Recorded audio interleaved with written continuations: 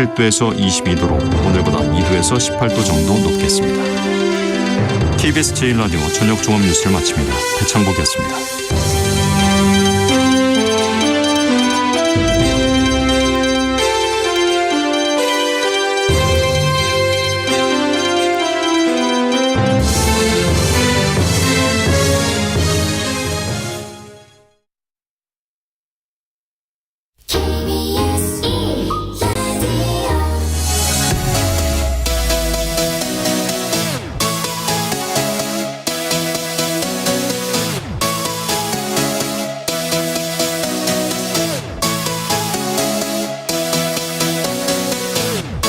KBS 열린 토론.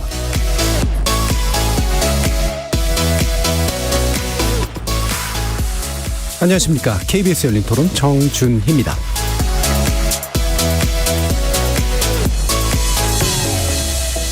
이번 주 금요일 KBS 열린 토론은 지적 호기심에 목마른 사람들을 위한 전방위 토크, 줄여서 지목전 토크 시간입니다. 1년 중 해가 가장 긴 6월은 여름의 시작을 알리는 시기이기도 하죠. 며칠 전부터 폭염주의보가 전국에 내려졌는데 이게 우리나라만의 일이 아니어서 중국 베이징은 40도가 넘고 인도는 45도가 넘는 날이 이어지고 있다고 하죠. 북미 대륙을 뒤덮고 있는 캐나다 산불은 여전히 꺼지지 않고 있습니다. 세계 곳곳에서 감지되고 있는 이 이상기온 현상, 어쩌면 역설적으로 매년 여름이 가장 시원했던 여름이 될지도 모르는 일이죠. 우리에게는 어떤 자세가 필요할까요? 지목전 토크 1부에서 얘기 나눠보겠습니다. 2부에서는 얼마 전 데뷔 10주년을 맞은 BTS에 대한 얘기를 해보려고 하는데요. 우리 대중문화를 넘어 세계 팝 시장의 판도를 바꾸는 선도자가 된 BTS. 제2, 제3의 BTS가 나오기 위해선 어떤 조건들이 필요할까요? 지목전 토크 2부에서 전방위 토크 진행해보겠습니다. 열린 토론 지금부터 시작합니다. 살아있습니다. 토론이 살아있습니다. 살아있는 토론, KBS 열린 토론. 토론은 라디오가 진짜입니다. 진짜 토론, KBS 열린 토론. 오늘 함께해 주시는 분들 소개해드리겠습니다. 나라를 걱정하는 물리학자 이종필 건국대 교수 나오셨습니다. 안녕하세요. 이종필입니다. 사람, 사랑, 공감의 소설가 서유미 작가 나오셨습니다. 안녕하세요. 서유미입니다. 규정을 거부한다. 한국 여성 변호사의 손정희 변호사 나오셨습니다. 안녕하세요. 손정희입니다. 정의와 평등을 탐구하시는 김만권 경희대 학술연구 교수 함께하셨습니다. 예, 김만권입니다.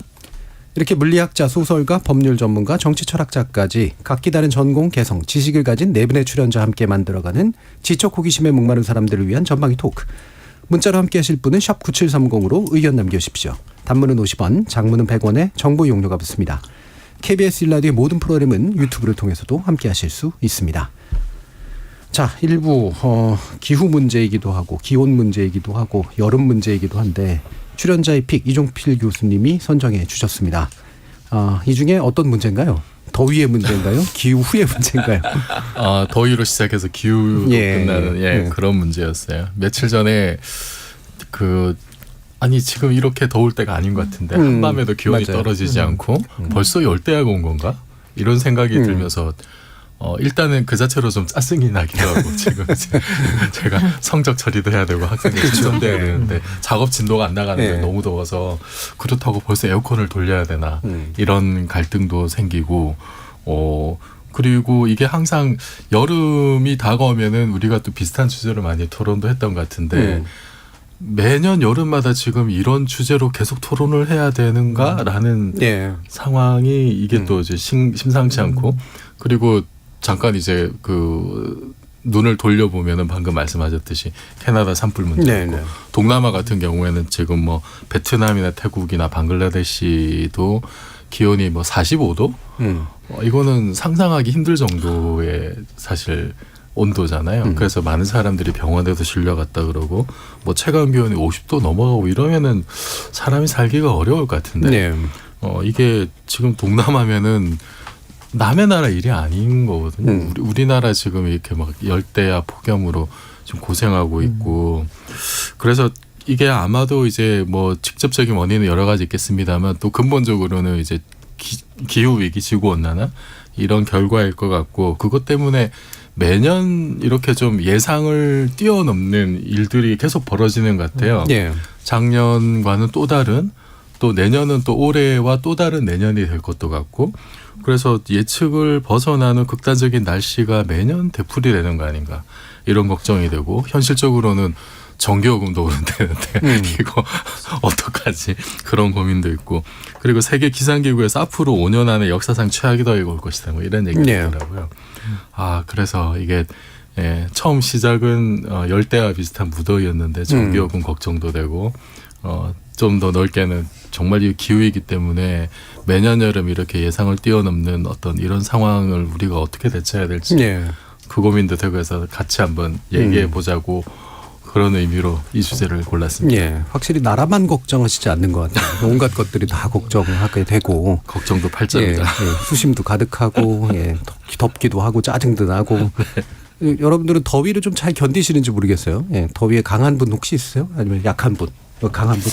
땀이 잘 안 나는 체질이기도 예. 하고 예. 그 더운 거 좀 잘 참고 어릴 때는 추위를 좀 더 탔었는데 또 나이 드니까 추위도 괜찮고 열도 괜찮고 해서 온도에 아주 민감한 편은 아닌데 근데 문제는 이제 저희는 정장을 입고 법원에 그렇죠. 가잖아요. 그거는 조금 여름에 약간 이제 정장 같은 건 드라이클리닝을 자주 하면 너무 세탁비가 많이 들어가는데 좀 약간 그래도 너무 더워져서 땀이 나긴 하더라고요. 예. 그래서 일단 직업적으로는 예전에 정말 법정이 더웠거든요. 예. 근데 요즘에는 좀 에어컨도 조금 틀어주고 선풍기도 돌아가고 해서 다행인데 갈수록 덥다는 느끼는 것 같아요. 예. 확실히 참 직업적인 어려움도 있으시겠네요. 근데 변호사님들 중에 보면 법정에 안 나가시는 분들도 많은데 손 변호사님 법정에 많이 나가시나 봐요. 뭐 재판하려고 돈을 벌려면은 재판도 열심히 다녀야 됩니다. 네. 근데 법원에서 에어컨을 잘 안 켜주나요? 예전에는 이제 정말 안 틀고 그래서 왜 드라마를 보시면 판사님은 발 밑에 이렇게 뭐 대야에 찬물 갖다 놓고 이런 장면들 나왔었잖아요. 예. 그게 이제 실제 사건이기도 하고 또 이제 이런 법복. 브라우스나 이런 것만 입는 게 아니라 약간 복장에 대해서 자율적이지 않은 때가 있어서 항상 와이셔츠에 자켓을 입고 거기에 법복이나 그렇죠. 검사들도 검사복을 예. 입으니까 되게 더웠거든요. 사람이 많이 있고 문이 없고 창문이 없고. 근데 지금은 좀 에어컨을 좀 세게 틀어주긴 하더라고요. 예. 옛날에는 그 공공기관 그 저감한다고 온도 있잖아요. 네. 그걸 이상을 못했거든요. 그렇죠. 근데 참 갑자기 궁금한 게 법복은 나눠주나요? 아니면 개인이 구매하나요? 당연히 국가에서 그렇죠. 그 지원하는 걸로 알고 있는데 저도 판사가 안 돼봐서 그건 모르겠어요. 당연히 지급되는 걸로 알고 있습니다. 그 중에 보면 이제 또 저기 이른바 사제 법복 그래가지고 또 냉감 법복 이런 거 나오는 줄 아는데. 뭐 다른 분들은 약해 보이세요 두 분은. 그렇죠. 뭐 전 여름마다 네. 그 돼지가 우물에 빠진 날이기 때문에 땀을 뻘뻘 흘리고 다녀가지고요. 예. 너무 뭐 그 여름 견디기 힘들었었죠.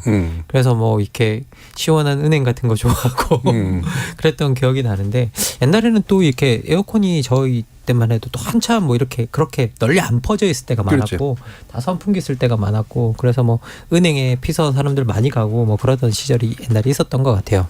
그런데 뭐 지금 뭐 이렇게 여름 이렇게 생각해 보면 이제 옛날보다는 훨씬 저희들이 뭐 에어컨도 많이 쓰고 뭐 하다 보니까 과거보다는 이제 그런 걸 느끼는 게 훨씬 덜해졌다라는 생각이 드는데 한편으로는 내가 더위를 막 이렇게 기후 변화 때문에 더 더워진 세상에서 좀 더위를 덜 느끼고 있다라는 거 그만큼 에너지를 많이 쓰고 있는 건 아닌가라는 게 또 역설적으로 생각이 들어서 이게 과연 좋은 상태인가에 대해서 또 생각해 보게는 됩니다.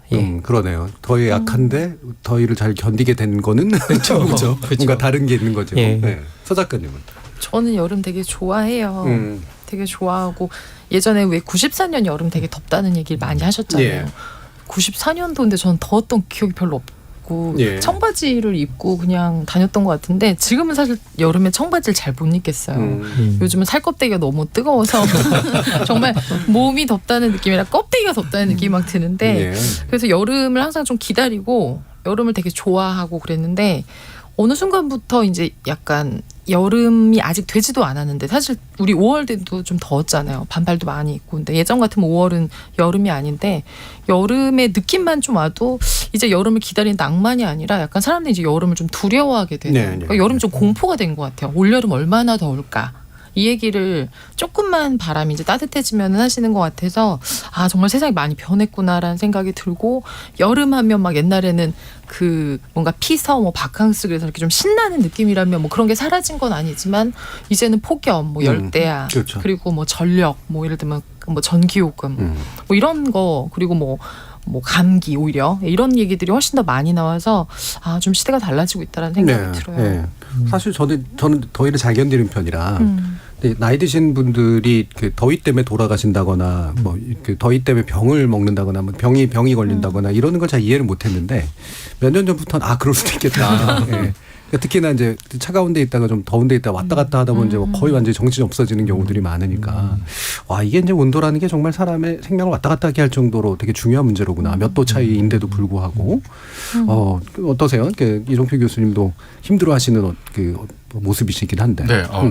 제가 겨울에 태어나서 그런지 그렇죠. 원래 여름하고 제 궁합이 좀 잘 네. 맞더라고요. 그리고 저는 94년 여름이 그 되게 기억이 이렇게 선명해요. 저도요. 예. 정말 더웠다라고 하는 게 제가 그 학부 과정을 5년 다녔는데 네, 예. 5년 차 다닐 때였고 딱 그때죠. 네, 그때 제가 이제 대학원 준비하느라고 열심히 공부를 네. 했는데 너무 더워서 공부를 못했던 기억이 네. 있거든요. 그리고 그때는 말씀하셨듯이 뭐 에어컨이 이렇게 다 뭐 있던 것도 아니고 제가 그 박사 과정에 97년에 들어갔었는데 그때야 학생 연구실에 에어컨이 이제 네. 들어오기 시작했었어요.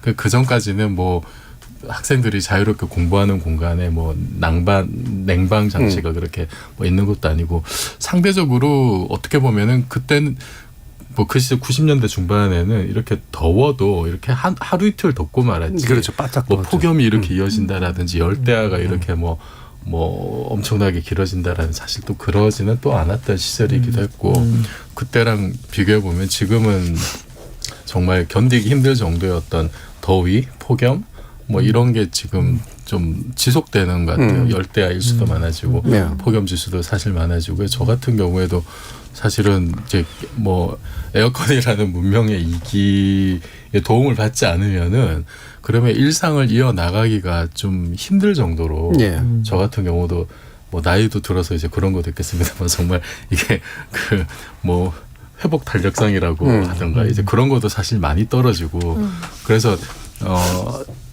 몇 년 전까지는 저도 이렇게 그냥 전기요금도 좀 아끼고 네. 어쨌든 내 몸을 단련시켜서 더위에 맞서보자라는 생각으로 좀 버텼었는데 그러다가 저도 이제 이렇게 몸이 이렇게 축나더라고요 정말로 네. 이게 막 더웠다가 이렇게 사람 진이 빠진다 그러죠.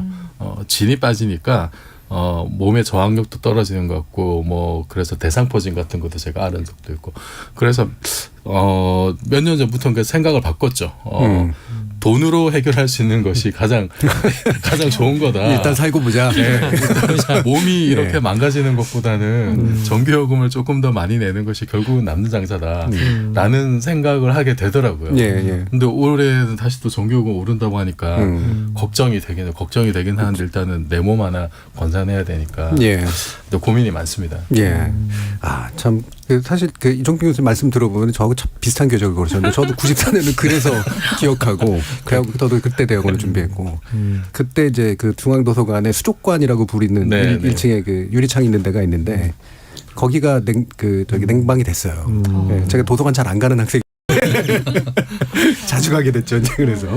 저는 1994년 기억이 너무 다른 게요. 예. 저도 그때 더웠던 거 마찬가지였는데 그때가 제가 군대에서 말년 병장이었어요.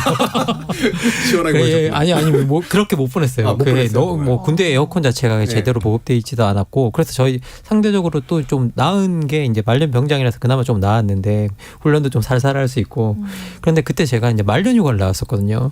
근데 말년 휴가 나와서 그나마 좀 다행이다라고 생각하고 있는데 갑자기 김일성이 사망을 한 거예요. 맞아요. 그 여름에. 큰일이 났지. 예. 그래서 다시 전화를 걸어봤더니 돌아가야 되냐고 이렇게 전화를 걸어봤더니 너 정기 휴가 나간 거니까 전쟁 때도 나가는 거니까 그건 괜찮다고. 그때 제가 그때 사실은 조국을 위해서 돌아가고 싶었으나 너무 더웠어요. 너무 더웠어요. 그때 그게 기억이 나요. 그래서 여전히 네. 그때 너무 더웠던 게. 네, 그때 기억하시는 분들도 있네요. 이창영 님이 94년 여름에 계절학기 수업을 들었는데 기숙사에서 하루에 7번 샤워한 기억난다. 이런 말씀도 주셨네요. 7606님이 옛날 세대에겐 기후 위기겠지만 지금 태어난 세대는 원래 이런 기후련이 하겠죠라는 말씀도 주셨는데 뭐 그렇기도 하겠습니다만 또 이제 매년 이제 더워질 게 거의 확실해 보이고 전 세계적으로도 그런 현상들이 좀 나타나잖아요. 손정희 변호사님, 이게 전 세계적으로 이렇게 보이는 여러 현상 중에 어떤 것들을 좀 눈에 띄나요? 사실 저희는 가끔 이제 우리나라 여름에도 이제 온열지나 이제 뭐 열사병으로 누가 돌아가셨다 네. 몇 명 이런 보도가 나긴 하잖아요. 근데 주로 7, 80대 이제 농촌의 어르신들이 좀 쓰러지시니까 그런가 보다 하는데 뭐 어디 인도 이런 데서 뭐 수백 명, 뭐 수십 명 사망했다라는 소식을 들을 때마다 사실은 굉장히 놀래요. 네. 아, 이게 더위 때문에 이렇게 사람이 많이 죽을 수도 있구나 그런 생각을 했었는데 찾아보니까 이 폭염 사망자가 매년 늘어서 그러니까 재난치고는 태풍이나 홍수보다 사망자가 3배 더 많다라는 통계가 있더라고요. 네. 굉장히 엄청난 이게 어떻게 보면 재난이구나 그런 생각을 했었고요.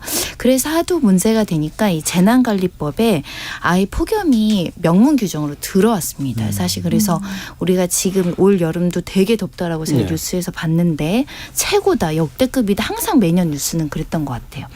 폭염 관리 대책이 좀 제대로 세워져 있나 그런 생각도 해보고 길거리를 가다 보면 이제 길거리에 사람들 이제 횡단보도나 이렇게 그늘막 같은 건 좀 많이 네. 쳐 있고 지자체별로 노력하는 부분들 쉼터 같은 건 좀 많이 지고 있는 것 같은데 결국은 폭염 때문에 온열 질환으로 사망하거나 극심한 문제를 받는 분은 어떻게 보면 노인층이 그렇죠. 제일 많아서 이분들에 대한 건강 관리가 되게 중요해 보여요. 예. 뭐 서 작가님은 이런 그 온열 질환 이런 거 주변에서 보신 적 있으세요? 제가 기억을 근데 아까 말씀하신 것처럼 예전에는 그냥 더우면 그냥 더워서 힘들구나. 그런데 진짜 이 온도 변화를 좀 많이 겪게 되잖아요. 뭐 지하철 타면 사람들 많을 때 더웠다가 다시 그렇죠. 사람들 쭉 빠지면 굉장히 좀 춥기도 했다가 그래서 온열 질환 저도 사실 뭐 폭염이 되게 덥다. 거기가 뭐 45도가 넘었다. 50도가 뭐 그리고 보통 이제 많이 보여주는 그 자료 화면들도 뭐 지열이 난다든가 산불이 난다든가 그래서 사실은 사람이 그냥 덥고 힘들다지 그게 막 되게 재앙이다라는 생각을 안 했는데 실제로 정말 이번에는 뉴스 같은 데 보니까 멕시코도 벌써 폭염으로 11명 사망하고 네. 온열 질환자 487명. 지금 동남아가 사실 굉장히 되게 그 폭염 때문에 고통을 많이 받고 있더라고요. 아예 뭐 사상자 규모를 지금 밝힐 수 없을 정도고 뭐 도로 막 파손되고 뭐 화재 불이 굉장히 많이 나는 것 같더라고요. 그래서 보니까 이게 그냥 날씨가 덥다라고만 우리가 되게 그냥 좀 피상적으로 느꼈던 게 아니라 되게 진짜 말씀하신 재앙이 오는 거구나. 그리고 이 폭염으로 인해서 그러니까 기후 위기인데 이걸로 인해서 일어날 수 있는 것들이 굉장히 다양하다는 거. 어느 곳에는 홍수가 오고 어느 곳엔 가뭄이 있고 어느 곳엔 뭐 산불이 네. 나고 그래서 이게 단순히 그냥 덥다의 문제만은 아니다라는 생각이 들어요. 김만광 선생님 보시기에 사실 이게 기후 때의 문제이기도 하고 전 세계가 또 안 좋은 이상 기후로 보이는 거기도 하고 근데 또 이제 이렇게 우리 노인과 청년의 차이도 있듯이 또 부국과 빈국의 차이도 좀 있을 테고 이게 또 균등하면서도 균등하지 않은 문제가 있잖아요. 그렇죠. 항상 이제 저희들이 재난 불평등 이야기하는데요. 재난 불평등 이야기할 때 가장 대표적인 것 중에 하나가 뭐 홍수 다양한 것들이 있지만 사실 이렇게 그 항상 사망자들을 비교해 보면 소득 수준과 비교해요. 이게 비례해요. 이 소득 수준이 낮을수록 재난에서 사망하는 네. 사람들이 늘어나고 실제 이제 폭염에서도 마찬가지고요. 그리고 이게 또 들어가다 보면 특히 에너지와 이게 폭염 같은 경우에는 우리가 에어컨이나 이런 걸 쓸 수 있어야 되잖아요. 거기에 또 대비하려면 그러면 거기에 대해서 에너지 효율 문제가 들어가게 되는데 사실 빈곤한 사람들은 또 에어컨을 사도 에너지 효율이 높은 걸 못 사요. 에너지 효율이 그렇죠. 좋은 네. 것들을 사지 못하고 저렴한 또 그런 것들을 사게 되는데요. 그러다 보니까 에너지 비용도 더 많이 나가게 되고 그래서 사실 지출도 높아져요. 그래서 이게 들여다보면 그래서 저소득층한테 이렇게 더워질 때 에너지가 정말 효율이 좋은 그런 어떤 기기들을 어떻게 보급하고 그리고 지원하고 구입이나 지원하고 이런 정책들이 사실은 따라와 줘야 되는 상황이거든요. 예. 예, 그런데 이게 또 폭염이나 이런 것들은 사실은 또 생각보다 저희들이 재난에서 이제 아까 손정혜 변호사님께서 말씀해 주셨듯이 이렇게 뒤늦게 들어오는 형태잖아요. 그러니까 우리가 사람이 더워서 죽는다라는 것들을 잘 상상하지 못했었는데 이제 진짜 사람이 너무 더워져서 죽어가는 사람들이 많아지고 있고 인도만 해도 저희 이제 뭐 이틀 전인가 보도 나온 겁니까? 166명이 사망했더라고요. 예. 사망자가 166명이면 지금 병원에 들어가 있는 사람들은 엄청나다는 거고 실제로 뭐 병상이 넘쳐나서 더 이상 수용할 데도 없고 영안실에서도 사람들을 수용을 못 해가지고 집으로 시신을 가져가라고 하는 지경에 이르렀다고 하는 보도들이 나오고 있거든요. 네. 그래서 이게 우리가 이걸 들여다보면 이제 이 재난 불평등에 있어서 이 폭염 문제가 새로운 문제라서 국가가 어떻게 대처해야 될지에 대해서 우리 적정한 매뉴얼이나 이런 것들이 안 세워져 있을 가능성이 높기 때문에 우리도 이 문제를 좀 철저하게 대비하고 여기에 대해서 어떻게 지원할 것인가에 대한 정책적 매뉴얼이 확실히 좀 갖추어져야겠다라는 생각이 들어요. 네. 자, 그럼 이제 더위에서 과학의 문제로 좀 더 가보도록 하죠. 이게 보편적으로 일단 좀 설명이 돼야 될 텐데, 이게 뭐 어쨌든 온실효과 문제이긴 할 텐데, 이게 어떤 메커니즘으로 이게 이제 계속해서 가속화되는가에 대해서 이종필 교수님께 좀 부탁드리겠네요. 올해는 특히 지금 엘니뇨에 네. 대한 관심이 많더라고요. 엘니뇨가 그 태평양 적도 부근에 이제 동태평양 쪽에 수온이 계속 이제 떨어지지 않고 상승하는 그런 현상을 엘니뇨라고 하는데, 뭐 해수면 온도가 5개월 이상 0.5도 이상 올라가면 이제 엘니뇨 판정을 하고, 이게 뭐 무역풍이 약화돼서 이게 순환이 좀 잘 안 돼서 그렇대요. 그러면은 동쪽이 이렇게 그 수온이 높아지면은 그 위쪽이 이제 저기압 상태가 되고, 반대로 서태평양 쪽은 동남아가 있는 그쪽은 고기압 상태가 되고, 그래서 그 동남아나 엘니뇨 현상이 있으면은 그 동네가 이제 그 폭염이나 가뭄이 이제 좀 일어나는 그런 일들이 엘니뇨 때는 자주 이제 목격이 되는데, 우리나라도 그 영향을 좀 간접적으로 받는다고 이야기를 합니다. 그리고 문제는 뭐냐면은 지금 올해 같은 경우에는 슈퍼 엘니뇨가 오는 게 아니냐 이런 예측들도 있어요. 슈퍼 엘니뇨는 0.5도 이상이 아니라 1.5도 이상 그렇게 급격하게 수온이 이제 상승하는 현상인데, 그 전남대 이제 함유근 교수님이 연구한 바에 따르면 이분이 그 뭐 해수면 뭐 온도 변화나 이런 거를 이제 딥러닝 기법으로, 그러니까 인공지능에 들어가는 기법이죠. 그런 걸로 좀 예측을 해보니까 올해는 뭐 한 2도 이상 올라가는 그런 슈퍼 엘니뇨가 올지도 모른다라고 지금 이제 이분의 그 분석 결과가 그렇게 나왔어요. 그러면은 이게 슈퍼 엘니뇨가 뭐 지금 처음은 아니 2016년에도 굉장히 지금 폭염 때문에 우리가 고생을 했었는데, 그때도 슈퍼 엘니뇨가 한번 왔다고 합니다. 당시에 이제 한국 폭염 일수가 역대 3위, 22일 정도 지속이 됐었던. 저도 그때 굉장히 좀 더웠던 기억이 나요. 그리고 지금 이제 엘니뇨는 사실 뭐 계속 이렇게 쭉 있었던 현상인데, 근데 지금 지구가 더워지는 이 정도가 이게 계속 이제 기록을 갱신하고 있잖아요. 갱신하고 있는데 이것과 엘니뇨가 결합이 됐을 때 과연 어떤 일이 벌어질지는 이거는 모르는 거거든요. 전대미문의 어떤 일이 벌어질 수도 있어서, 이제 세계 기상기구 사무총장도 어떤 얘기를 했냐면은 지구 온도가 미지의 영역으로 아예 가버릴 수도 있다. 이런 얘기를 해요.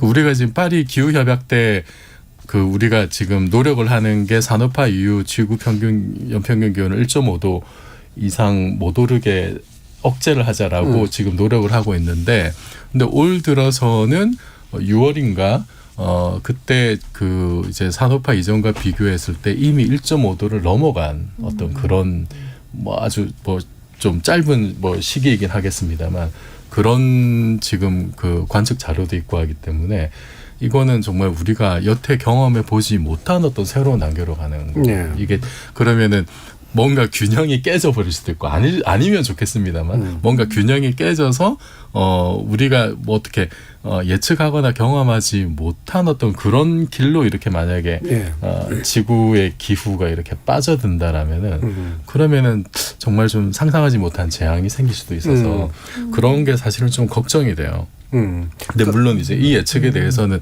뭐 좀 엇갈리긴 합니다. 뭐 기상청에서는 슈퍼 엘니뇨 가능성을 좀 낮게 보긴 해요. 그래서 통상적으로 이제 엘니뇨 때는 한반도에 수증기가 많이 유입이 되고 남부 지방의 강수량이 증가하고 이제 이런 일들이 있어서 7월에 지금 기상 그 예측을 한 거 보면은 이제 기상청에서 공식 그 예상 발표한 걸 보면은 7월에 평년보다 많은 강수가 예상이 된다. 이거 이제 엘니뇨 영향 때문일 거라고 봐요. 근데 어쨌든 6월에서 8월 기온이 이제 평년보다는 높을 가능성이 많다고 예측이 되고 있고, 그런데 그 이제 함유근 교수님 같은 경우에 슈퍼 엘니뇨가 오면은 통상적인 엘니뇨하고 좀 달라서 한반도 중부지방 중심으로 이제 기온이 많이 올라가고 예. 오히려 강수량은 적어질 수도 있다라고 이제 지금 예측을 하세요. 예. 이거는 이제 어느 쪽 의견이 맞는지는 직접 가보면 알겠죠.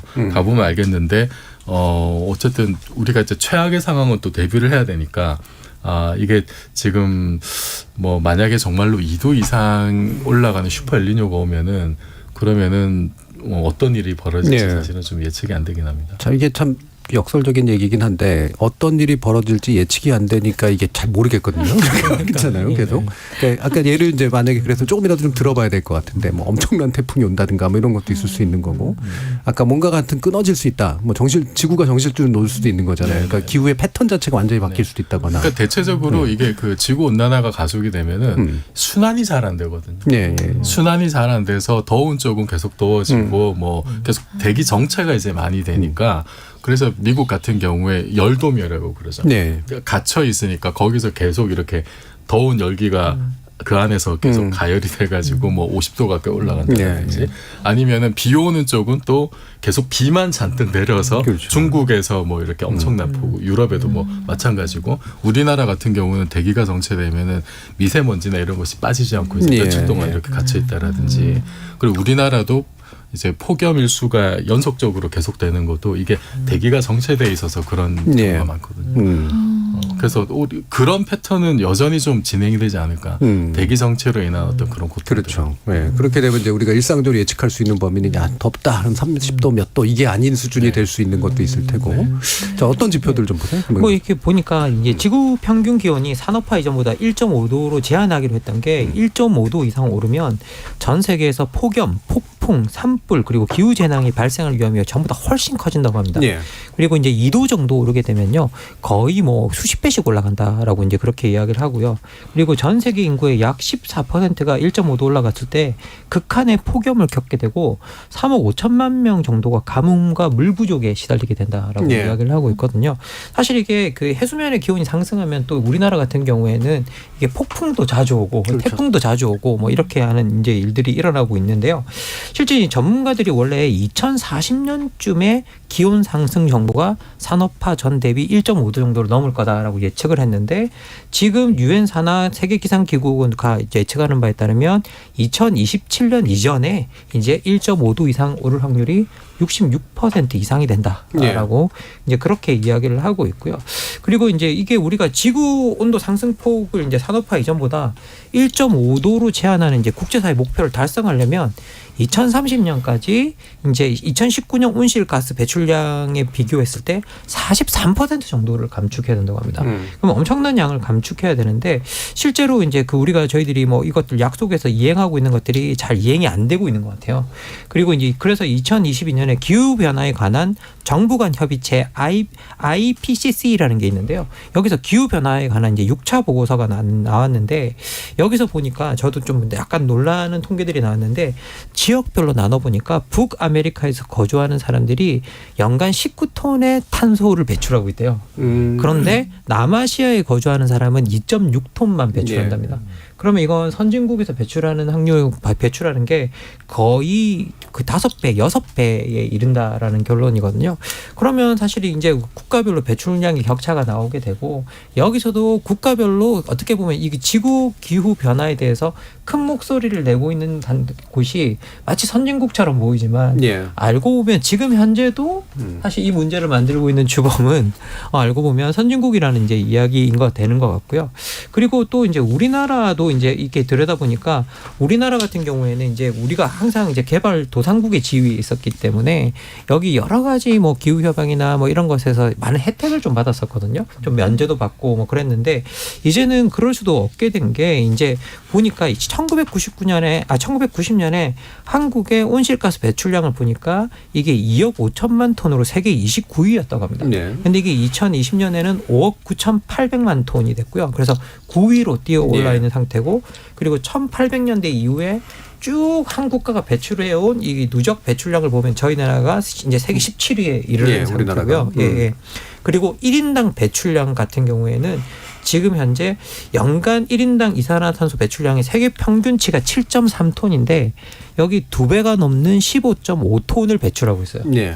예, 그러면 지금 현재 가장 많이 배출하는 나라 중에 하나가 미국이 19톤 정도인데 여기보다 이제 조금 덜 배출하는 정도 수준이라 우리가 기후 이 온난화에 기여하는 바가 엄청 큰데요. 근데 문제는 뭐냐면 1인당 배출량이 많다는 점은 뭐냐면 탄소 중립 정책이 들어갔을 때 거기에 전환 충격이 많이 온다는 뜻이거든요. 네, 그렇죠. 예. 네. 그래서 우리도 사실 이 부분 탄소 중립 정책을 우리가 계속 가야 될 텐데 그 과정에서 사실 우리가 여기 이 정책을 통해서 영향을 받을 가능성이 높아지기 때문에 지금부터 미리미리 좀 저희들이 이 탄소 배출량을 잘 제어하는 어떤 그런 방향으로 가야 나중에 미래의 충격이 훨씬 더 경제적으로도 적다라고 예. 말씀드릴 수 있을 것 같아요. 그러니까 전환 충격이라는 게 바로 그걸 줄여야 되는 게 양도 많으니까 그래서 또 경제적이니 사회적인 충격이 굉장히 셀 수밖에 없는.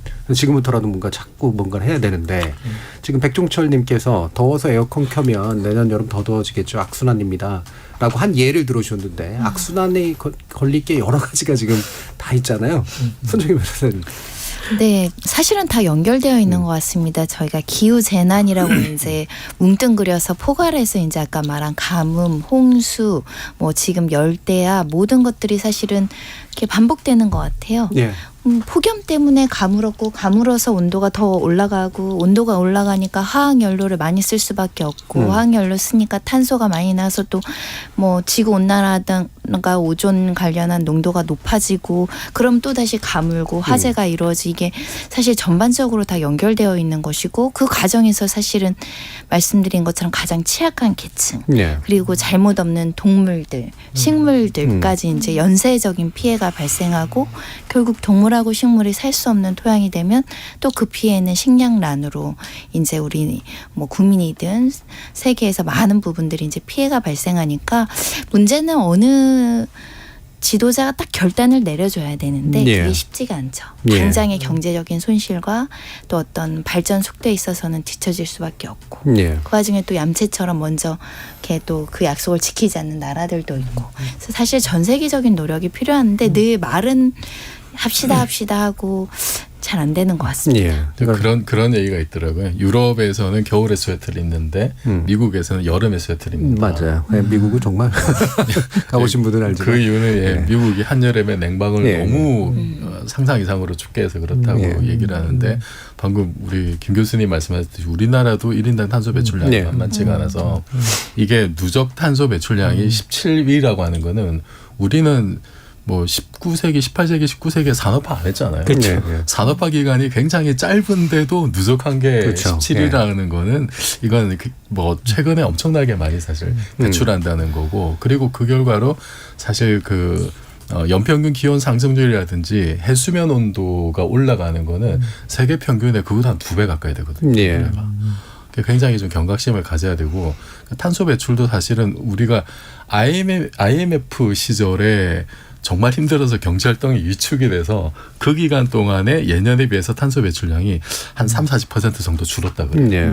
그 거꾸로 얘기하자면 지금 우리가 만약에 탄소 배출량을 30%나 40% 줄인다고 하면은 IMF 정도의 고통을 감수해야 그렇죠. 된다는 거죠. 뭔가 위축돼야 되고 네. 그렇다는 얘기니까. 근데 더 큰 문제는 우리가 지금 그런 고통을 감수할 어떤 여러 가지 대책을 네. 세우지 않으면은 그 고통은 훨씬 더 심해질 거라는 거죠. 이후에. 예, 그게 문제입니다. 네, 그 고통 훨씬 더 심해질 거라고 막 웃으면서 얘기하시니까 약간 공포스러워요. 헛웃음이죠. 그러니까, 헛웃음. 그렇죠. 헛웃음이죠. 그러니까 이게 진짜로 웃긴 게 아니라 이게 어떡하냐 뭐 이런 생각이 좀 드는 건데 어떠세요, 서민 작가님? 네, 얘기 듣다 보니까 그냥 삶 자체가 탄소 배출이라는 생각이 들어요. 내가 왜 사나 뭐 이런 생각. 우리가 살아서 뭔가 움직이고 예. 쓰고 그렇죠. 그리고 아까 이제 악순환 얘기가 나왔는데 에어컨이라는 얘기 틀면 온도가 이제 어느 정도 맞춰줘도 끄면은 더운 것 같아요. 그렇죠. 네. 그래서 이게 이제 한 번 켜면 이제 안 끄기가 참 끄기가 참 어려운데 저도 그 탄소 중립 한참 이제 우리 운동 되도록이면 이제 한 사람이라도 좀 하자라고 하면서 나왔을 때 했던 것들, 우리 뭐 플라스틱 되도록이면 사용하지 말자든가, 뭐 육류 위주의 식습 습관을 줄이자, 뭐 무분별한 소비하지 말자, 여러 가지 나왔었는데, 여름 되면은 한동안 우리 그때 그 에너지 좀 소비 줄이자고 하면서 그 뭐 이제 관공서에서 막 그 온도 조절했을 때 그때 진짜 관공서가 뭐 고통스러웠잖아요. 은행으로 피서 갈 수 없고. 그렇죠. 그랬는데 다시 또 어느새 상가나 상점들이 또 문 열고 에어컨 켜고 그런 것들이, 근데 그 상가 그런 거리가 얼마나 많을까 생각을 해보면 정말 개인이 분명히 줄이는 부분도 있지만 좀 그러니까 상가는 저렇게 열고 시원하게 해서 사람을 호객하거나 우리가 상가에 들어가면 정말 너무 추울 정도로 시원한 곳이다라는 인식 자체가 좀 바뀌기도 하고, 많은 것들이 조금 개인과 뭐 사회와 여러 가지가 좀 맞춰가서 바뀌긴 좀 해야겠다는 생각이 좀 들어요. 예. 뭐 이런 기후 디스토피아에 관련된 작품 같은 거 생각나는 거 있어요? 너무 많죠. 예. 요즘 근데 더 많이 나오는 것 같아요. 아까 그 우리 이종필 교수님이 이제 막 기후 위기가 심해지면 막 대기 이런 것들이 정체돼서 더운데 계속 덥고 막 비 오는데 계속 비 오고, 그러면 사실 우리가 옛날에 봤다면 영화나 막 이런 데서 나왔던 떠도는 사람들이 생길 수밖에 없을 것 같아요. 그렇죠. 자기가 살던 곳이 이제 더 이상 살 수 없게 되면 삶의 터전이나 이제 일자리 같은 거 버리고 살만한 곳을 향해서 이제 사람도 결국은 동물처럼 움직이는 거죠. 뭐 초식 동물들이 풀이 없으면 움직이는 것처럼. 이 떠도는 사람들 얘기가 사실 설국열차 같은 데도 나오는 거거든요. 그렇죠.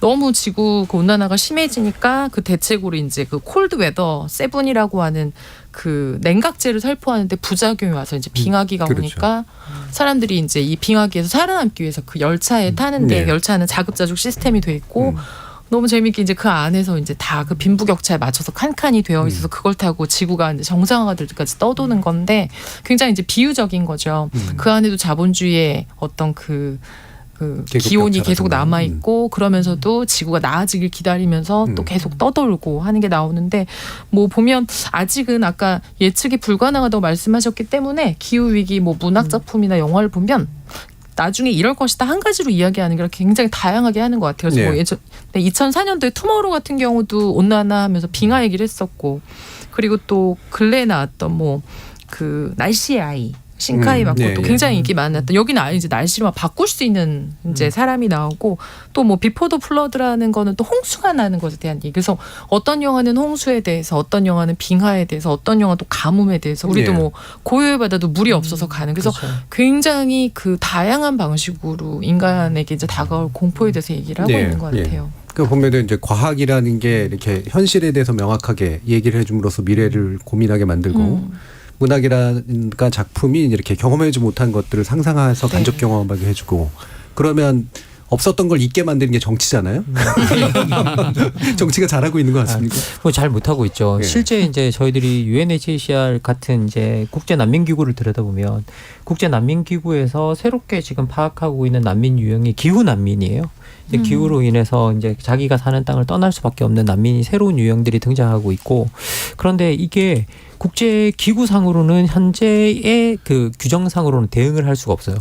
왜냐하면 지금 그 사람들은 난민의 범위에 안 들어가요. 난민의 규정상 안 들어갑니다. 근데 이게 규정을 바꾸면, 이게 난민의 규정을 바꾸면 국제기구는 거기에 돈을 더 확보를 해야 되고 재정이 더 들어가기 때문에 그 규정을 바꾸는 걸 상당히 별로 안 좋아하거든요. 그래서 지금 이제 이 상황이 되게 심각하고 사람들이 이렇게 배출되고 있음에도 불구하고 국제 뭐 난민기구조차도 제대로 대응하지 못하고 있는 유형의 난민이 어떻게 보면 이 기후 난민들이에요. 그런데 이 기후 난민들이 이제 생겨나고 있다라는, 이건 뭐냐면 앞으로 이게 우리한테 현실이 될 수 있는 일이거든요. 이건 전쟁도 아니고 뭐도 아니고 기후 변화로 인해서 난민이 생겨나고 있다라는 이 사실이 지금 현재 소설에 나오는 이야기가 아니라 지금 현재 현실에서 일어나고 있는 이야기다라는 건 말씀드릴 수 있습니다. 정치가 없던 걸 이렇게 아직 못 만들고 있는데 정치가 또 그걸 하는 방법, 규칙을 만들면서 아닙니까? 사실은 행정부의 노력이 굉장히 중요한데, 당장 이 기후 위기와 관련해서 우리가 작년에만 해도 홍수 때문에 사실 반지하 잠겨서 사람 많이 돌아가셨고 정말 강남 일대가 다 잠기고 굉장한 재산적인 피해가 발생했었거든요. 근데 올해도 마찬가지로 위기가 있다라고 하는데 딱히 대안이 없어 보이기도 하고 일부 뭐 이렇게 시정장치나 뭐 비물 장치들 하고 이제 개선 작업을 했던 것 같은데 이 기후 그 대책에 그런 문제가 있는 것 같아요. 어디서 어떻게 터질지 모르고 언제 네. 터질지 모르고 뭘 해야 될지 모르고 뭘 완벽하게 하려면 천문학적인 예산이 들어가서 사회적인 합의가 어렵고 그러다 보니까 흐지부지 세월이 가다가 어떤 문제가 터졌을 때 그것만 땜질식으로 근데 또 다른 데서 터지고 그래서 사실은 총의를 모으기가 굉장히 어려운 측면이 있는데 그래서 자꾸 기억에서 사라지는 것 같아요. 예. 이렇게 법안을 만들거나 행정부에서 어떤 행정 정책을 만들 때도 약간 전 국민적인 전 세계적인 어떤 합의가 필요하거든요. 예. 근데 그런 어떤 대책의 이해관계가 있고 당장 나한테 손실이 발생하거나 나의 돈을 덜 벌게 하거나 내가 돈을 더 많이 내야 되는 시스템으로 갔을 땐 또 반대하는 분들이 있어서 실존적인 사실은 지속적인 관심이 필요한데 딱 여름 되면 홍수 막아야 되고 뭐 되면 태풍 막아야 되고 다 그 너무 단발적인 대책들만 있는 것 같습니다. 예. 자, 그러면 결국은 과학으로 다시 마무리를 해보죠. 예, 과학자, 나라뿐만 아니라 모든 걸 걱정하시는 과학자의 마무리 말씀 듣겠습니다. 네. 일단은 뭐 이제 우리나라로 보자면은 그 새 정부 들어와서 신재생 에너지 포트폴리오를 새로 짜면서 신재생 에너지 비율을 예전보다 오히려 줄이려고 하더라고요.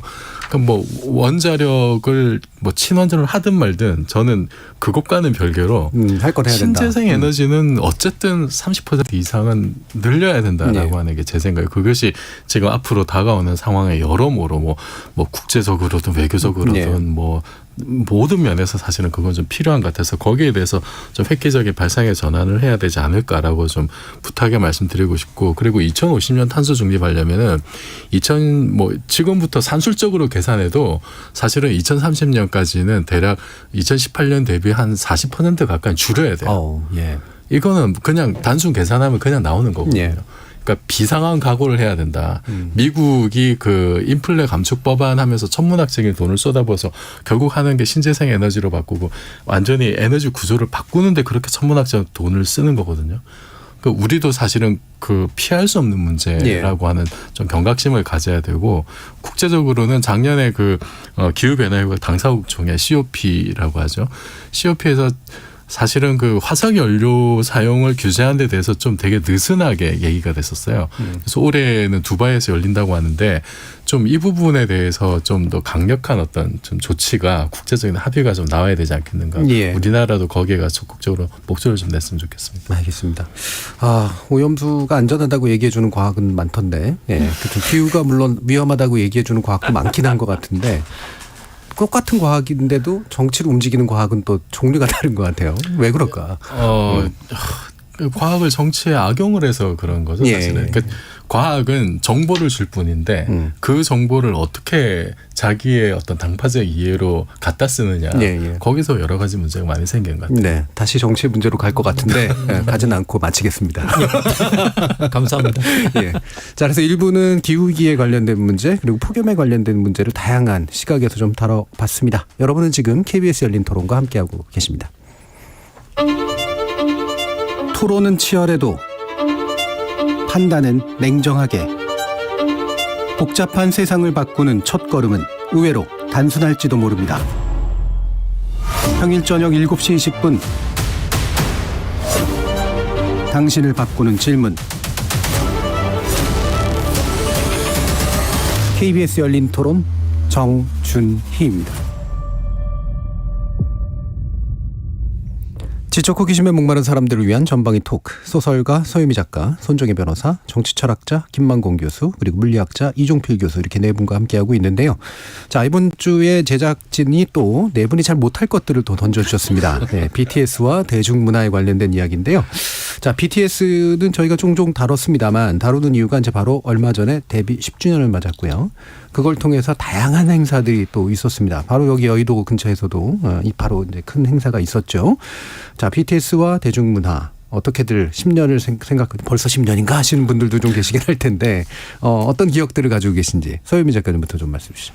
네, 이 BTS가 네, 저희 그때 다루면서 잘 모르면서 이거 얘기한다고. 근데 제가 생각해 보니까 그런 것 같아요. 전문가가 다룰 때는 사실 그렇게까지 대중적으로 네. 유명해지지 않을 때 전문가들이 얘기하는 것 같고 모르는 사람들이 얘기할 때 진정한 스타가 되는 것 같아서 네, 맞습니다. BTS는 우리가 다룰 때 뭐 잘 알아서 알려주고 이런 게 아니라 얼마나 이들이 이 10년 동안 많은 사람들에게 즐거움도 주고 많은 것들을 바꾸기도 하고 사실 최초의 기록과 최고의 기록을 가장 많이 가지고 있는 아이돌 그룹이고 이제는 아이돌이라는 이름이 굉장히 무색해진 네. 그런 상태인 것 같아요. 그래서 제가 이제 주변에 있는 아미한테 물어보니까 지금 10년을 딱 맞은 게 너무 재미있는 시기인 게 member들이 막 열심히 활동을 하고 있는 상태에서 10주년을 맞이한 게 아니라 실제로 맞았죠. 군대도 가고 개인 활동도 하고 또 쉬기도 하고 이렇게 좀 숨고르는 시간 안에 10주년을 맞이한 게 굉장히 좀 의미가 깊다라는 얘기를 하고 팬들 입장에서도 한 사람의 생애에 뭐 나이가 예를 들면 뭐 80, 90 이렇게 노인이 된 게 아니라 젊은 사람 입장에서 10년이라고 하는 건 굉장히 긴 시간이잖아요. 예.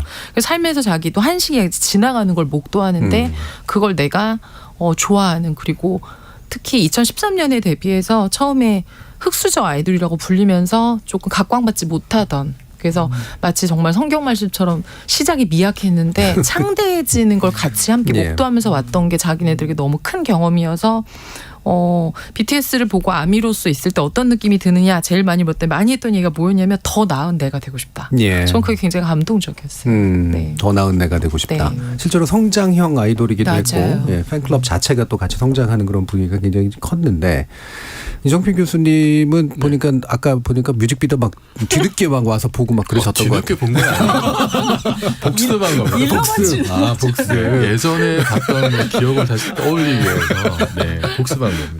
예. 그래서 이제 복습하시니까 어떠셨어요? 감동이 새롭더라고요. 새록새록. 네. 예. 저는 BTS 10년을 돌아보니까 한 코리아 디스카운트를 코리아 프리미엄으로 바꾼 10년이 아닌가. 예. 그래서 이거는 정말 상전벽해 천지개벽이라는 말이 어울릴 정도로 그 이전과 이후가 너무나 달라졌고 네.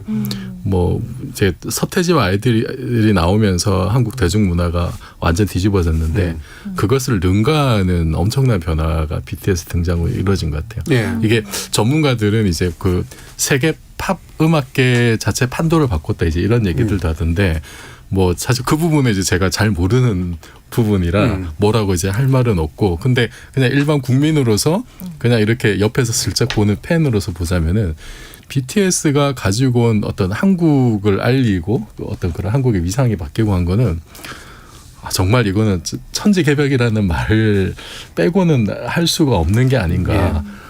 뭐 예를 들면은 예전에 국가 차원에서 뭐 영부인이 나서서 한식 세계화한다고 떡볶이를 막 알리려고 했는데 아무도 안 먹었거든요. 예. 근데 BTS 멤버가 떡볶이를 먹으면은 전 세계 사람들이 다 먹는다는 거죠. 예. 그리고 뭐 여전히 사실은 비주류에서 시작을 해서 주류 음악계나 여기서 여전히 이제 받아들여지지 않고 그래미상도 못 받고 했는데 저는 그거를 보면서 어떤 생각이 들었냐면은 이제는 누군가의 인정을 받을 필요가 없는 상태가 되지 않았나 생각도 들어요.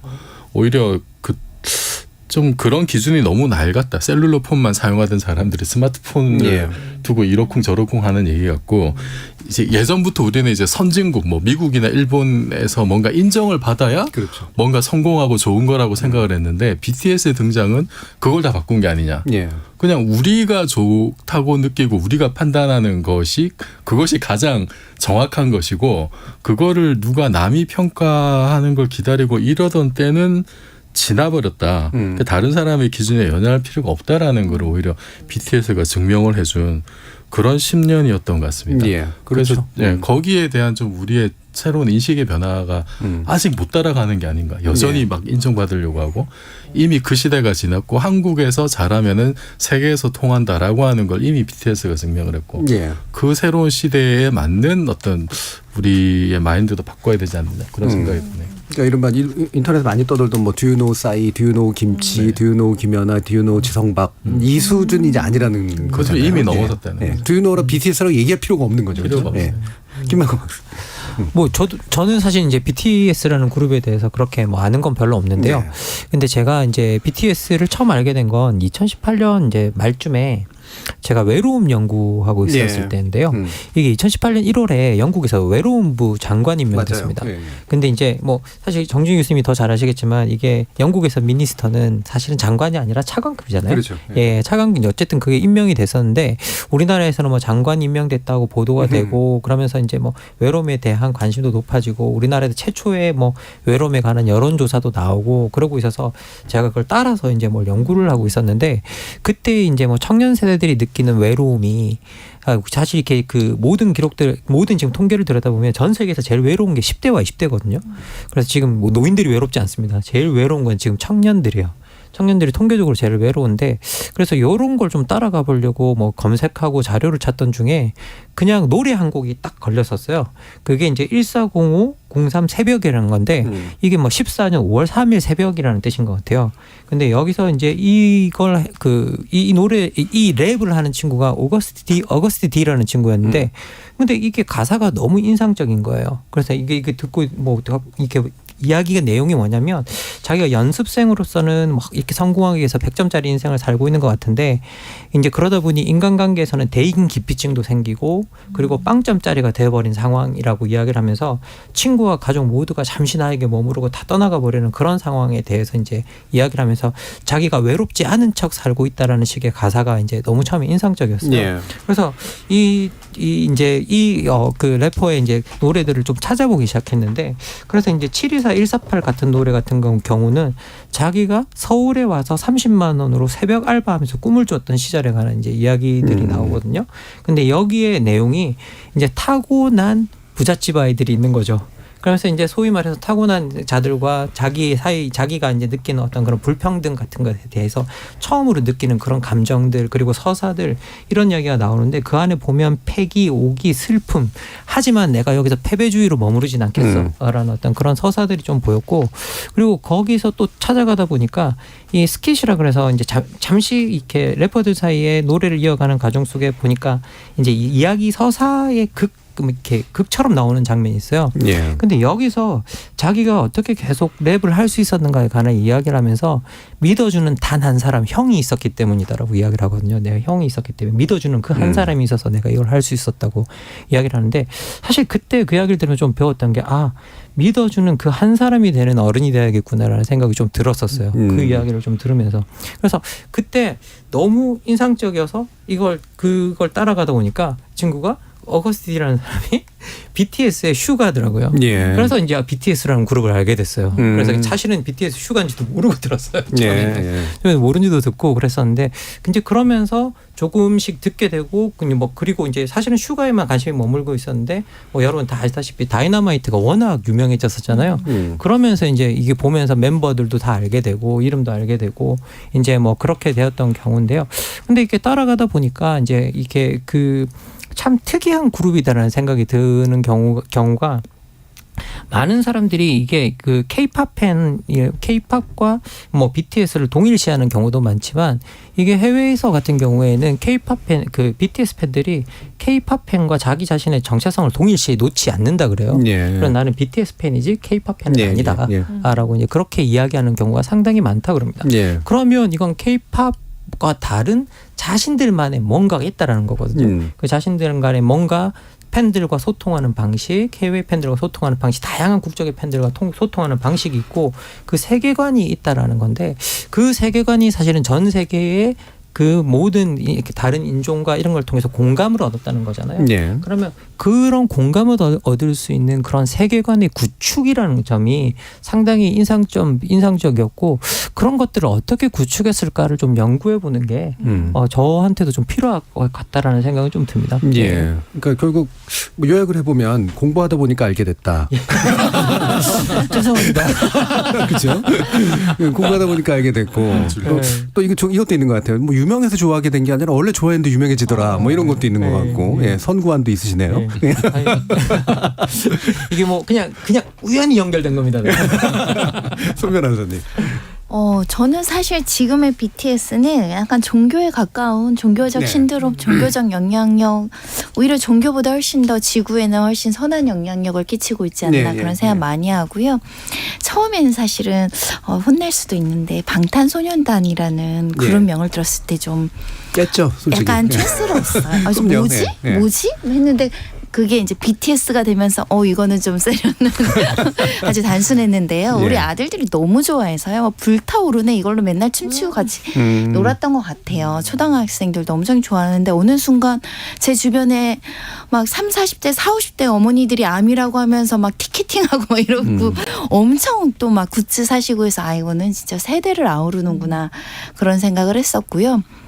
방탄소년단이라 해서 왜 뭘 방탄할까 했는데 이제 10대와 20대의 어떤 억압을 처음에 이야기했던 것 같고 나중에는 연대나 자기 자신의 사랑이나 뭐 인류애나 나아가서는 뭐 지구적인 관점에서 뭐 인종차별, 환경 문제, 뭐 장인의 문제 이런 것들이 하나하나 억지로 만들어내는 게 아니라 개인들이 어떤 서사를 가지고 움직이니까 그게 좋아서 좋다고 하는 청년들의 목소리를 제가 많이 보고 사실은 즐겁고 신나서 음악 많이 듣고 춤추고 같이 네. 놀면서 즐겼는데 가사가 사실은 일부러 쳐다보지 않으면 잘 안 들리잖아요. 그래서 이제 인터넷에서 줄거리를 가사를 일부러 찾아보면 정말 좋은 이야기를 좋은 곡으로 담았고 그래서 세계적인 어떤 울림이 있는 게 아닌가 생각이 들어서 지난번에 얘기할 때 우리가 비틀즈에 비견하는 뭐 이랬는데 지금은 비틀즈보다 훨씬 더 오랫동안 사랑받을 기록될 이런 목소리들도 나오니까요. 사실 굉장히 자랑스럽고 기특하고 근데 또 속으로는 이렇게 위대한 제가 이렇게 종교적인 영향력을 끼칠 정도로 막 이런 얘기를 하면 각자는 그동안 10년 동안 많이 부담스러웠겠다. 많이 부담스럽죠. 네, 그 인기를 유지하고 내가 인간관계에 있어서 어떤 스캔들에도 나지 않고 말 한마디 조심해야 되고 뭐 하나 올리면 엄청나게 영향력이 끼쳐져서 조심스럽지 않았을까 하는데 그런데도 불구하고 10년 동안 큰 스캔들이나 큰 네. 사고 없었던 것 같아요. 네. 본인들이 관리를 잘한 것인지 기획사에서 철저하게 준비를 했던 것인지 아미들이 뭔가 이렇게 노력을 했던 것인지 모르겠지만 굉장히 엄마 마음으로 응원하고 있습니다. 그러니까 이게 대중문화 스타는 특히나 이제 기획사 등장 이후로는 굉장히 만들어진 스타. 뭐 어떻게 보면 기획부터 해서 작곡, 그다음에 춤, 그다음에 소비 기획, 팬을 형성하는 방식 이런 것들이 다 대단히 산업적으로 돼 있어서 지금의 이제 그 BTS의 어떤 형태가 그런 것의 일부다라고 생각할 수도 있는데 사실 그렇게 해석이 안 되는 면들이 정말 많은 게 바로 이 아미의 존재고 방금 말씀하신 것처럼 이게 겉으로 드러나는 모습과 솔직히 속은 다를 거야라든가 팬한테는 그 뭐랄까 이쁨 받기 위해서 하는 행동이 있지만 사실은 뒤로 가가지고는 이제 뭐 팬에 대해서 약간 뒷담화를 한다거나 그렇죠. 그들이 되게 싫어하는 행동들을 한다거나 이런 일들이 사실은 이른바 대중문화계나 대중스타계에서 많았었는데 이거 뭐라고 표현해야 될지 모르겠습니다. 어쨌든 굉장히 큰 공동체가 만들어져 있는 것만은 사실인 것 같고 그게 이들을 그냥 단순히 짧은 스타로 끝나지 않게 만드는 그런 힘인 것 같아요.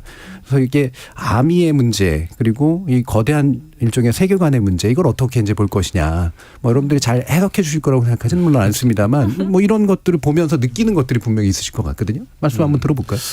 지금 제 시작은 제 생각에 정말로 영세 업체에서 시작을 했잖아요, 사실은.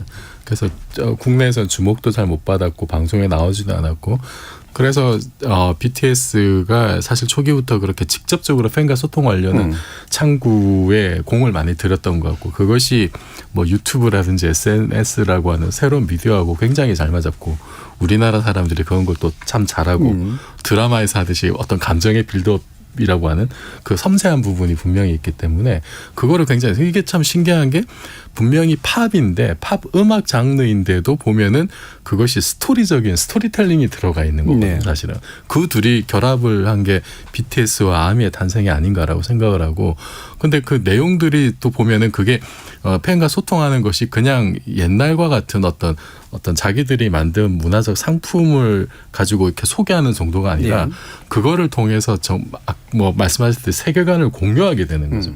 공유하는 것이 정말 그게 영세 업체에서 시작을 하면서 자기들 나름대로 또 인생을 겪어오면서 느꼈던 바 이런 것들에서 뭔가 팬들하고 교감할 수 있는 부분을 만들어서 그걸 또 곡에 녹여내고 그거를 들은 팬들은 그 거기서 선한 영향력을 받아서 거기서 이제 자신감을 가지고 소외됐던 계층들의 어떤 그 MZ 세대들도 굉장히 자기 인생에 대한 어떤 자신감과 자기 애정을 가지게 되고 그래서 BTS를 접하면서 내 인생을 바꾸게 됐다라고 하는 아미들이 많더라고요. 근데 그렇게 형성된 아미들이 그 찾아보니까 이 아미들이 또 이렇게 기획사에 또 영향력을 또 행사를 하고 예. 그래서 뭐 가사나 이런 것이 뭔가 좀 문제가 있을 것 같으면은 문제 제기도 하고 그러니까 이게 옛날에 어떤 그냥 우리가 흔히 보는 팬덤이라고 하면 일방향이었는데 아미는 그 자체가 사실은 양방향적인 어떤 서로가 영향을 주고받는 그런 형태로 진화를 한 것 같아요. 그래서 내가 BTS로부터 삶의 영향을 받고 내 인생이 바뀌었듯이 아미 활동을 하면서 내가 다른 사람에게 또 선한 영향력을 주고 세상을 바꾸겠다.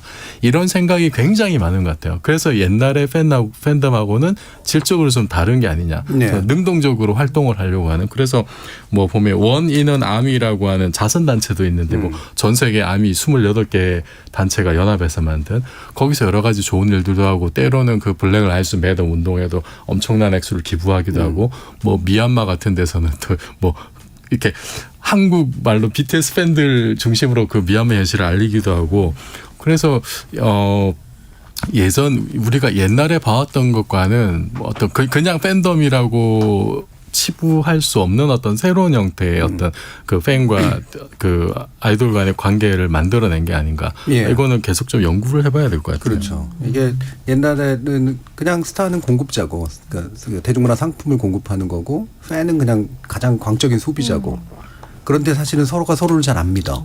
네. 그러니까 상품으로 연결된 관계이기 때문에 그래서 소비자는 과하게 공급자한테 뭔가를 요구하고 공급자는 그냥 상품만 팔아먹으려고 이용하고 이제 이런 관계인데 확실히 달라진 관계거든요. 네, 그래서 기획사와 팬과 이 그 스타 사이에 뭔가 묘한 그 좋은 삼각관계를 이루고 있다라고 평가도 하던데 뭐 공부 많이 하신 분으로서 얘기해 줘야죠. 아니 뭐 이렇게 아미 같은 경우는 저는 사실 이제 또 아미 한번 그 제가 어쩌다 보니까 이제 트럼프 뭐 제가 포퓰리즘 같은 걸 연구하다 보니까 이제 트럼프 같은 걸 들여다볼 때 트럼프와 아미가 한번 얽힌 사건이 있었어요.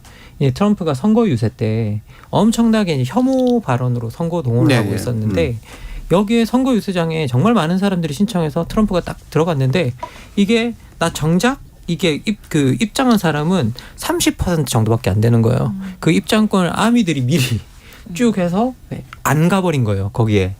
이제 그래서 혐오 발언을 하는 어떤 정치인들에 대해서 그런 방식으로 어떻게 보면 차단을 시킨다거나 아니면 응징한다거나 어떤 그런 뭐라고 해야 돼 정치적 행동까지도 옮기는 걸 실제로 볼 수 있고요. 그리고 그런 것들이 자기들이 정치적이라기보다는 혐오 발언이나 이런 것들에 대해서 상당히 민감하게 반응하고 서로 미워하거나 어떤 그런 뭐 우리가 어떤 집단을 미워하거나 사람을 미워하거나 어떤 그런 혐오 행위에 대해서 아미가 자꾸 견제하려고 노력하고 그런 부분은 상당히 어떻게 보면 긍정적인 모든 것에서 긍정적인 부분인 것 같고요.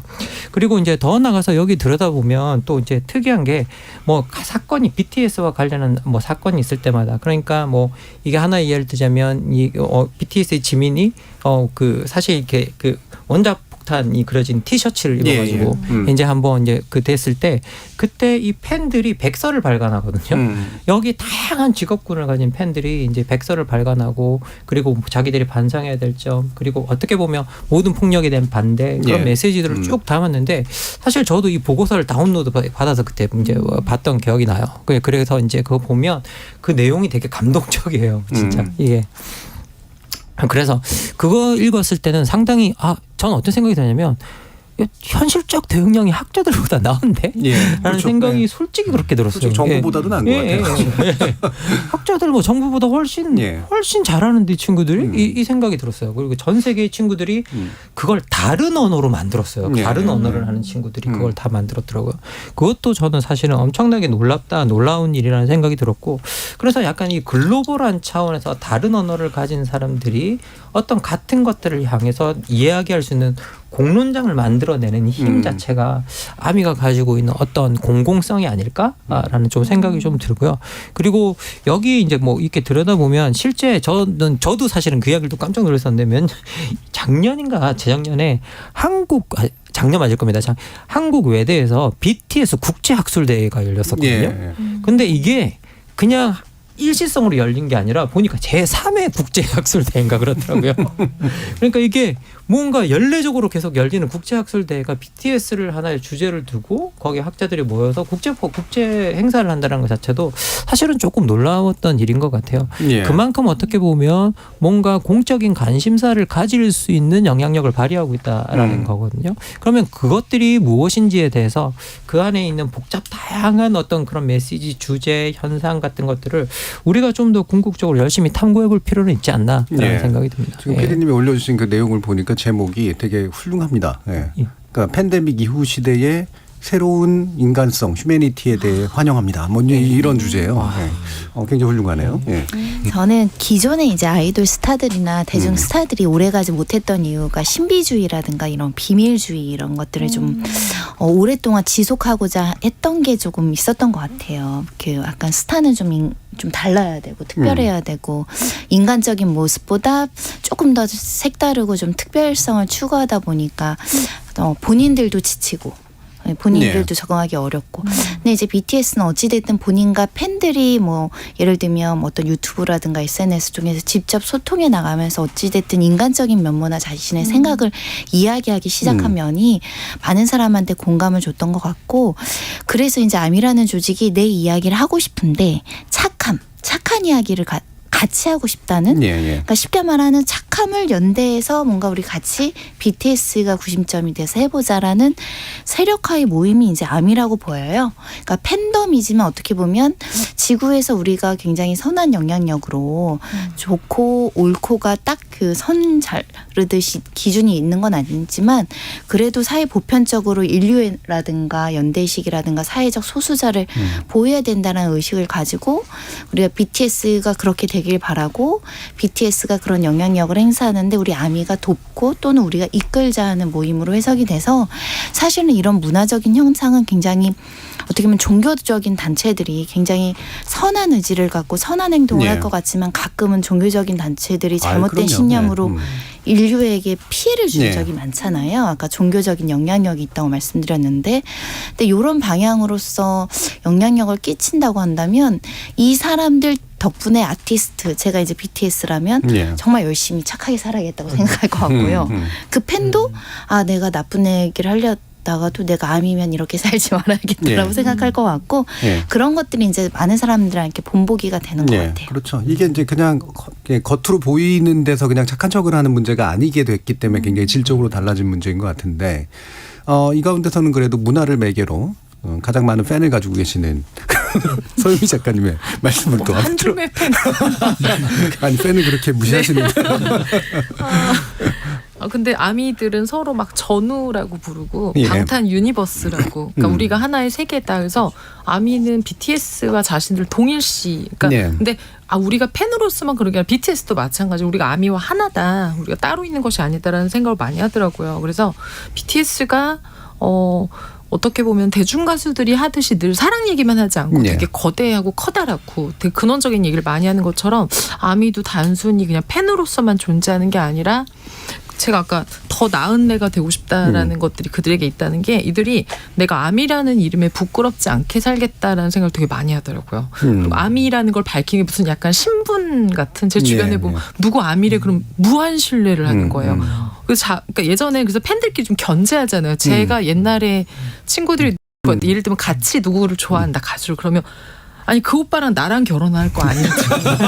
그 오빠랑 나랑 결혼하면 얘랑 안 돼서 예. 너랑 나랑 그렇죠. 적이고 예, 막 예를 들면 배타적이죠. 아무런 그러니까 굉장히 배타적이었는데 여기는 그게 아니라 아무도 그 오빠랑 그러니까 그런 생각하는 팬이 없다는 거 예. 있겠지만 다 나이가 조금 있으신 팬들은 내 새끼의 마음 그리고 나이가 동등하거나 비슷한 사람들은 내 친구 예, 예. 이런 마음으로 가서, 아까 종교적이다라는 말씀 되게 여러 번 하셨는데 저도 되게 그 생각이 좀 많이 들었던 게, 이거는 약간 진짜로 지금까지 없던 문화.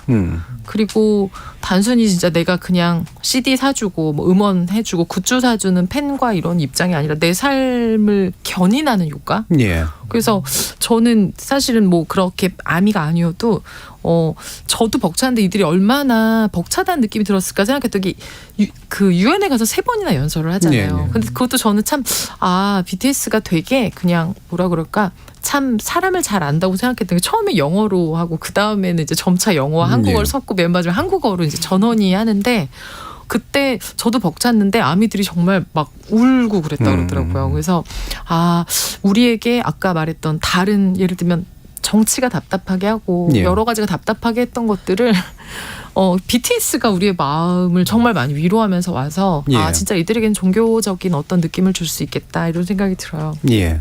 자, 7606님이 내 마음대로 불러도 성공할 수 있다는 교훈을 준 것 같습니다. 그리고 이승복님이 아미가 정말 대단합니다. 전혀 관심 없는 분야에서 모르고 살았는데 공적 영향력이 엄청나네요라는 의견도 주셨습니다.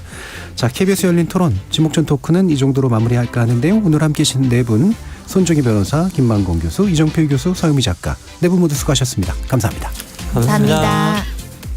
세계적 스타인 BTS 그리고 팬클럽인 아미는 실력도 있고 반대타기까지 한 스타와 이들과 함께 성장하며 그 선한 영향력을 공유하는 새로운 대중문화의 상징이라고 할 수 있겠죠. 대중문화가 모두가 이들 같을 필요는 없겠지만 이들의 전지구적 사랑과 열정이 기후위기 같은 전지구적 문제를 해결할 어떤 모형이 아닐까 싶습니다. 지금까지 KBS 열린 토론 정준이었습니다.